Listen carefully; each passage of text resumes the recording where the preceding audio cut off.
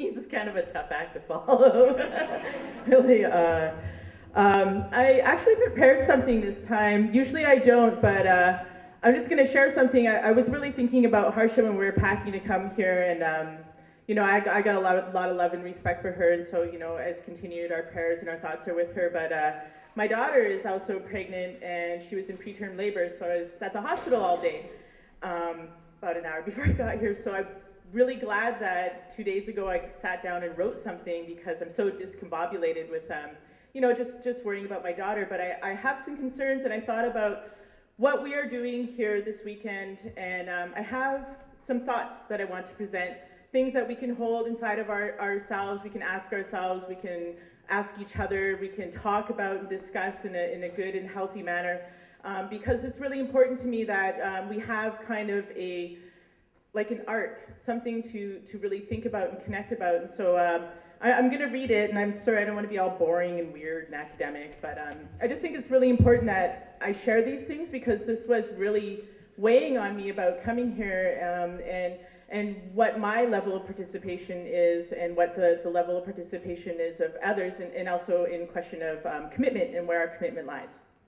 So Ancestral Pride, we are husband and wife, mother and father, grandfather and grandmother, allies in solidarity with those who are fighting for our rights to a future for our great-great-great-grandchildren. Nothing more, nothing less. Dedicated to our way of life and to upholding the ways of our ancestors.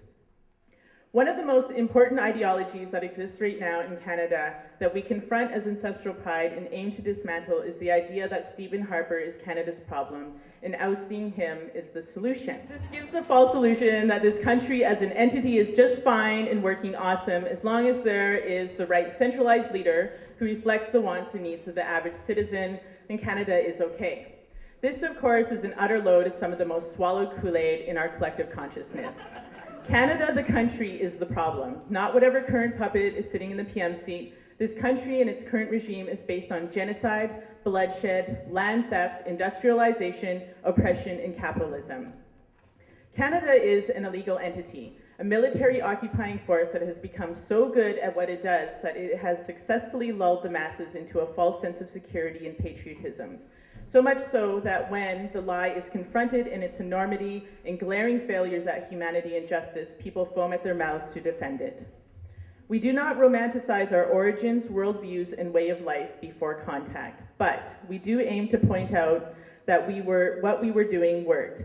We existed here millennia beyond counting without depleting or polluting our resources, be it food, water, timber, or ore.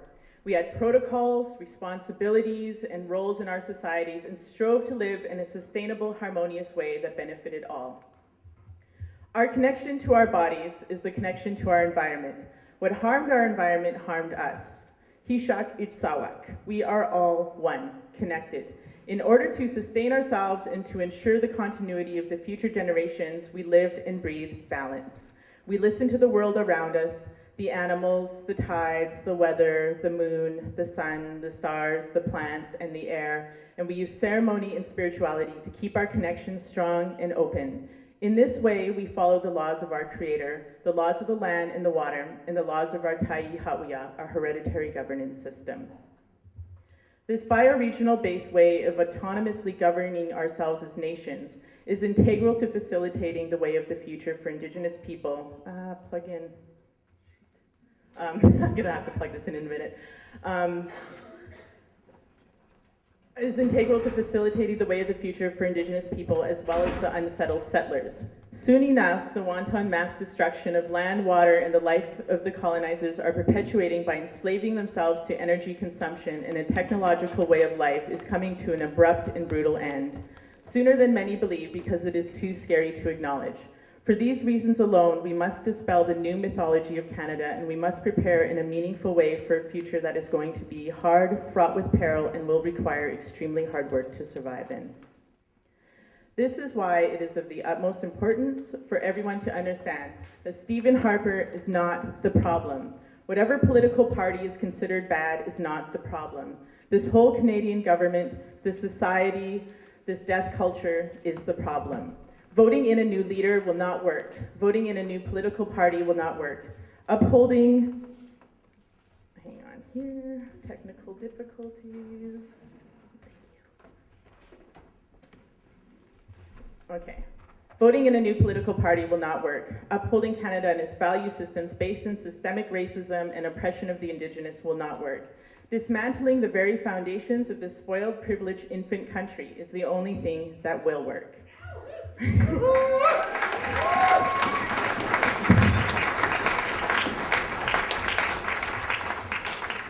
Moving away from a life based in energy consumption, a life based in slavery to survive, and a life dependent on technology and consumer goods is what will pave the way for our children. Sacrifice will give them a chance. We are now as a species beyond the point of no return, and we must work fast and hard to create a sustainable way of life that has a future free from the boot of the oppressor and the accompanying ecocide. It is with this in mind we have come to ask Indigenous and non-alike, what is your level of dedication? Where is your skill set? What can you offer a community? What will it take for you to commit to a new way of life? What does Indigenous sovereignty mean to you? And what are you willing to sacrifice? Are you ready to live as a citizen of the nation of the lands you reside on if you are settlers? Are you ready to be a true contributing citizen of your nation if you are Indigenous? And how can you work to benefit the people? We have grave concerns about now. There is a need to organize in a manner beyond what we are comfortable with. So now is the time to train your predecessors. Now is the time to make arrangements. Now is the time to sort yourselves out mentally, physically, spiritually, and emotionally. And now is the time to start organizing outside of the cities. Rallying, marching, raising awareness, and all of the work that is important and vital to the struggle can be given over to those who have been waiting for their chance to get more involved and to start learning. This is an exciting time, and one where those who are becoming more aware can start organizing and learning in earnest, and we are all taking new steps together forward. Excuse me. Struggling with ego and a sense of self is one of the most difficult tasks that we can undertake, especially as someone who feels compelled to enter into the realm of resistance or revolution. I suffer from this. Sometimes my ego does get in the way of the greater good, and for these reasons, we do take steps back at times to reassess where we are. So is staying in the center of the organizing and public praise that comes with it hard to give up? These are all things that must be examined so that learning and growth can take place. It is hard and it is painful to confront yourself honestly, but it is also rewarding, and the insight is a gift. No one can tell you what to do or make you do anything. This rite of passage in your growth as someone who would fight for our collective future and for Mother Earth is essential. This is a choice, a lifestyle, a sacrifice. This is not a trend nor a fad, a fleeting moment of whimsy. For these reasons, the desire to reach outside of yourself and look into your spirit must be your own. The change must be inspired by self and spirit.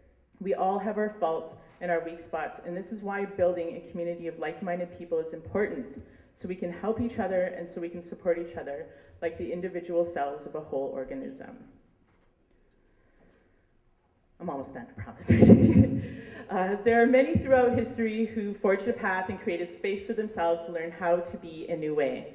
While the religious or other colonial aspects can be off-putting, you have to admire the commitment and the utter faith that the groups like the Mormons, the Hutterites, the Amish, the Wet'suwet'en, although they're not religious, but the Mennonites, Quakers, various sects of commune dwellers have to their collective cause, whatever that may be. The hippie movement of the 60s seen a mass exodus back to the landers, and I have to ask myself, what is missing from our generation right now? Why are we not as committed as to our collective vision? What is preventing us from moving forward out of the organizing rut and into a brand new world in brand new spaces?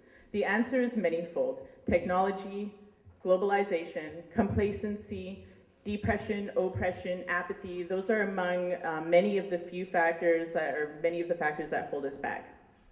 We do not claim to have any answers or to be above or ahead of anyone. We just ask ourselves these same questions, and in the spirit of resistance, we feel comfortable asking everybody else the same questions. We're not exempt from examining our own motives and intentions in this movement. What we do have, though, is an honest and heartfelt desire based in a feeling of urgency to create these spaces and live by our value systems. as Coast and Commonwealth people and to find a way where the settler nation fits in. Simply put, it's not just pipelines, mines, logging, fish farms, and fracking. It is everything in this white privileged colonial society that we must say no to, resoundingly and with great conviction. Let's get building.